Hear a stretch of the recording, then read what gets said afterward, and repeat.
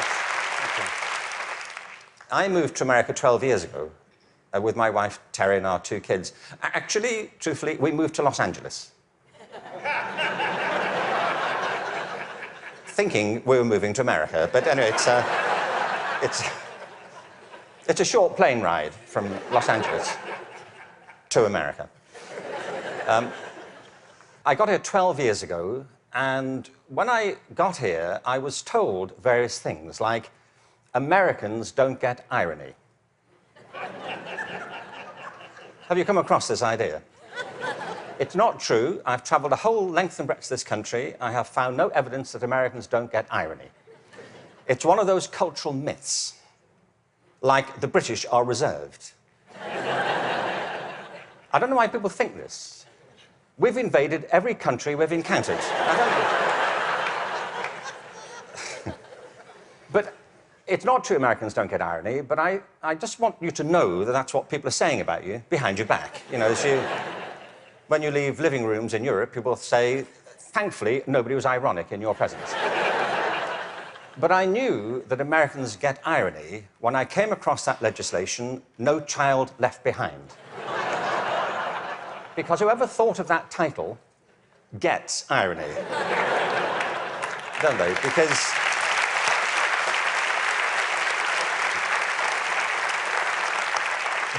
Because it's leaving millions of children behind.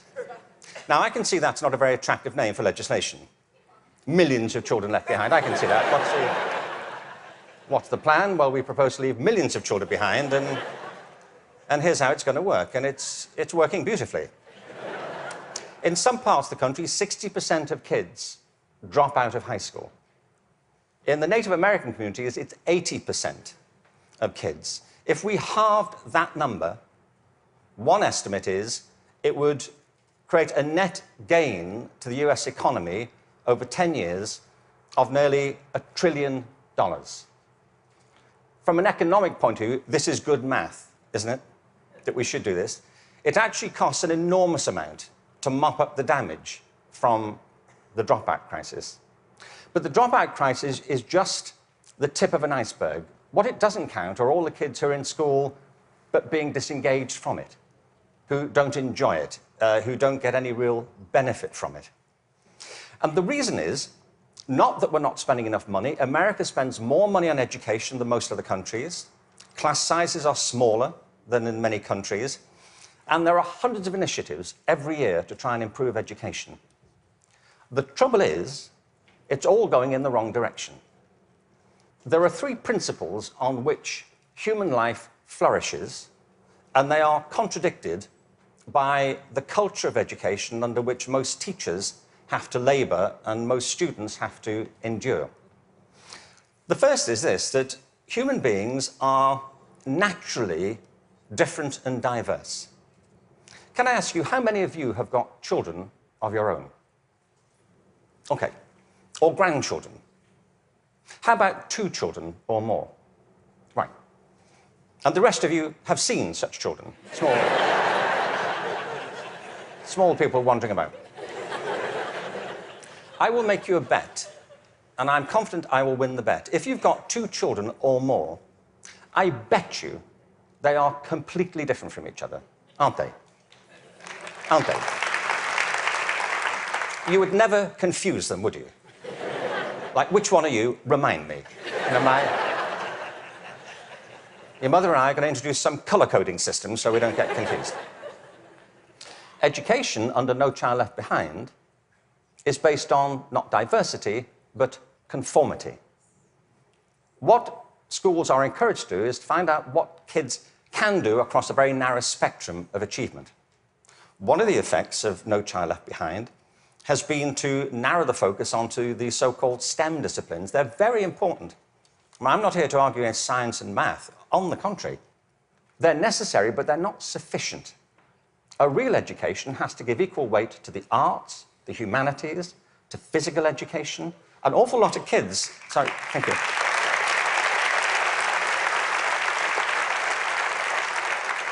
One estimate in America currently is that something like 10% of kids getting on that way are being diagnosed with various conditions under the broad title of attention deficit disorder, ADHD.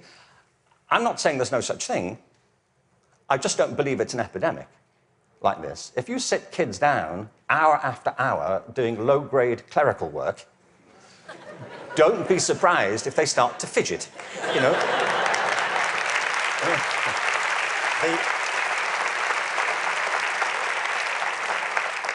Children are not, for the most part, suffering from a psychological condition. They're suffering from childhood, you know, and I know this because I spent my early life as a child. I went through the whole thing. And kids prosper best with a broad curriculum that celebrates their various talents, not just a small range of them. And by the way, the arts aren't just important because they improve math scores, they're important because they speak to parts of children's being which are otherwise untouched. The second... Sorry, thank you. The second principle that drives human life and flourishing is curiosity. If you can light the spark of curiosity in a child, they will learn without any further assistance very often. Children are natural learners. It's a real achievement to put that particular ability out or to stifle it. Curiosity is the kind of engine of achievement. Now, the reason I say this is because one of the effects of the current culture here, if I can say so, has been to deprofessionalize teachers. There is no system in the world or any school in the country that's better than its teachers. Teachers are the lifeblood of the success of schools. But teaching is a creative profession. Teaching properly conceived is not a delivery system. You know, you're not there just to pass on received information. Great teachers do that. But what great teachers also do is mentor, stimulate, provoke, engage. You see, in the end, education is about learning. If there's no learning going on, there's no education going on. And people can spend an awful lot of time discussing education without ever discussing learning. The whole point of education is to get people to learn. A friend of mine, old friend, actually very old, he's dead. That's as old as it gets, I'm afraid. So, but a wonderful guy, he was. A wonderful philosopher. He used to talk about the difference between the task and achievement senses of verbs. You know, you can be engaged in the activity of something, but not really be achieving it. It's like dieting. It's a very good example, you know. There he is, he's dieting. Is he losing any weight? Not really. Teaching is a word like that. You can say, there's Deborah, she's in room 34, she's teaching. But if nobody's learning anything, she may be engaged in the task of teaching, but not actually fulfilling it. The role of a teacher is to facilitate learning. That's it. And part of the problem is, I think, that the culture of, the dominant culture of education has come to focus on not teaching and learning, but testing. Now, testing is important. Standardized tests have a place. But they should not be the dominant culture of education. They should be diagnostic. They should help. You know, if I go for a medical examination, I want some standardized tests. I do. You know, I want to know what my cholesterol level is compared to everybody else's on a standard scale. I don't want to be told on some scale my doctor invented in the car. You know, your cholesterol is what I call level orange. Really? Is that good? We don't know. But all that should support learning. It shouldn't obstruct it, which of course it often does. So in place of curiosity, what we have is a culture of compliance. Our children and teachers are encouraged to follow kind of routine algorithms rather than to excite that power of imagination and curiosity. And the third principle is this, that human life is inherently creative. It's why we all have different resumes.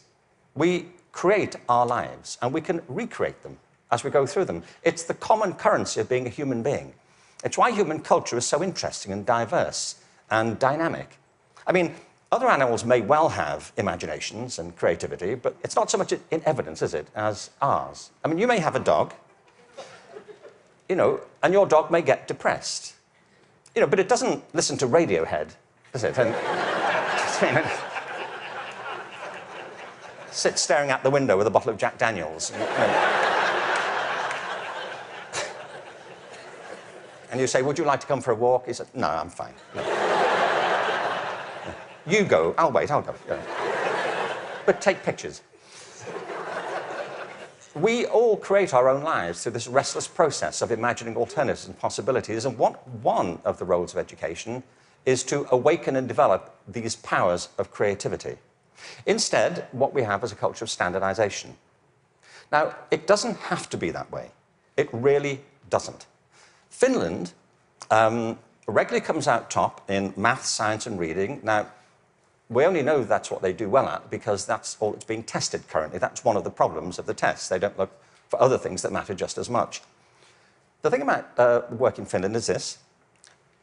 They don't obsess about those disciplines. They have a very broad approach to education, which includes humanities, physical education, the arts. Second, there is no standardized testing in Finland. I mean, there's a bit, but it's not what gets people up in the morning. It's not what keeps them at their desks. And the third thing is I was at a meeting recently with some people from Finland, actual Finnish people, and so somebody from the American system was saying to the people in Finland, what do you do about the dropout rate in Finland? And they all looked a bit bemused and said, well, we don't have one. Why would you drop out? If people are in trouble, we get them quite quickly and help them and we support them. Now, people always say, well, you know, you can't compare Finland to America. No, I think there's a population of around 5 million in Finland. But you can compare it to a state in America. Many states in America have fewer people in them than that. I mean, I've been to some states in America and I was the only person there. Really. Really, I was asked to lock up when I left. But what all the high-performing systems in the world do is currently what is not evident, sadly, across the systems in America. I mean, as a whole. One is this. They individualize teaching and learning. They recognize that it's students who are learning, and the system has to engage them, their curiosity, their individuality, and their creativity. That's how you get them to learn. The second is that they attribute a very high status to the teaching profession. They recognize that you can't improve education if you don't pick great people to teach and if you don't keep giving them constant support and professional development. Investing in professional development is not a cost, it's an investment. And every other country that's succeeding well knows that, whether it's Australia, Canada, South Korea, Singapore, Hong Kong, or Shanghai. They know that to be the case. And the third is they devolve responsibility to the school level for getting the job done. You see, there's a big difference here between going into a mode of command and control in education. That's what happens in some systems. You know, central governments decide or state governments decide, they know best and they're going to tell you what to do. The trouble is that education doesn't go on in the committee rooms of our legislative buildings. It happens in classrooms and schools. And the people who do it are the teachers and the students. And if you remove their discretion, it stops working. You have to put it back to the people.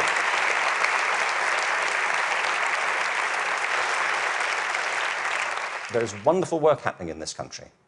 But I have to say, it's happening in spite of the dominant culture of education, not because of it. It's like people are sailing into a headwind all the time. And the reason I think is this, that many of the current policies are based on mechanistic conceptions of education. It's like education is an industrial process that can be improved just by having better data. And somewhere in, I think, the back of the mind of some policymakers is this idea that if we fine-tune it well enough, if we just get it right, it'll all hum along perfectly into the future. It won't, and it never did.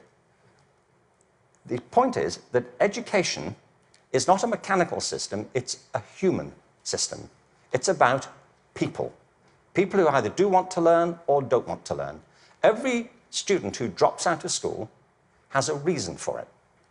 which is rooted in their own biography. They may find it boring, they may find it irrelevant, they may find that it's at odds with the life they're living outside of school. There are trends, but the stories are always unique. I was at a meeting recently in Los Angeles they're called alternative education programs. These are programs designed to get kids back into education. They have certain common features. They're very personalized. They have strong support for the teachers, close links with the community, and a broad and diverse curriculum, and often programs which involve students outside school as well as inside school. And they work. What's interesting to me is these are called alternative education. You know? And all the evidence from around the world is if we all did that, there'd be no need for the alternative.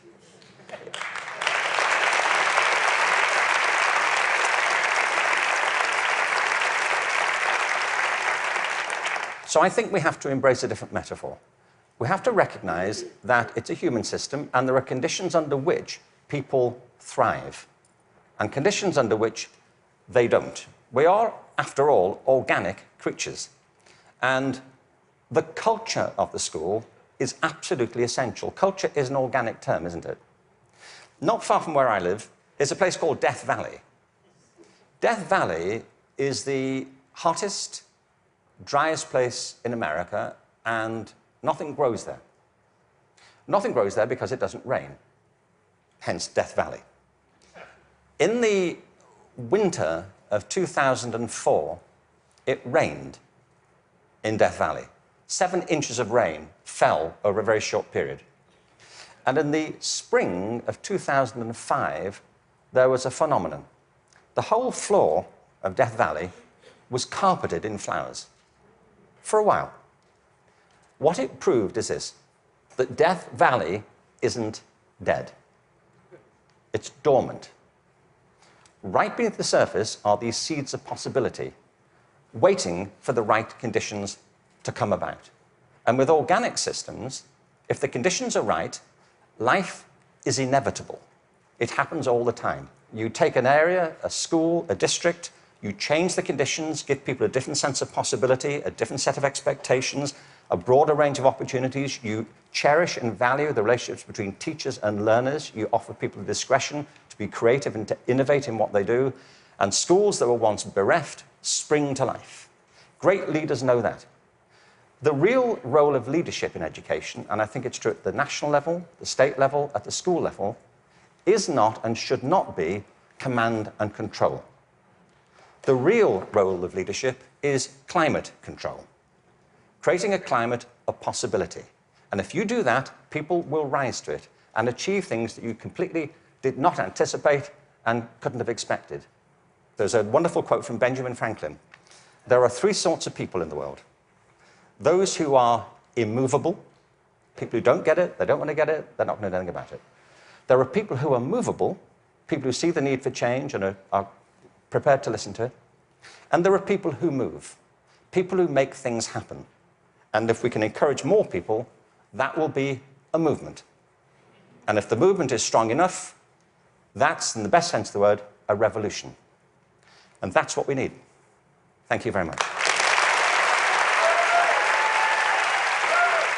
Thank you very much.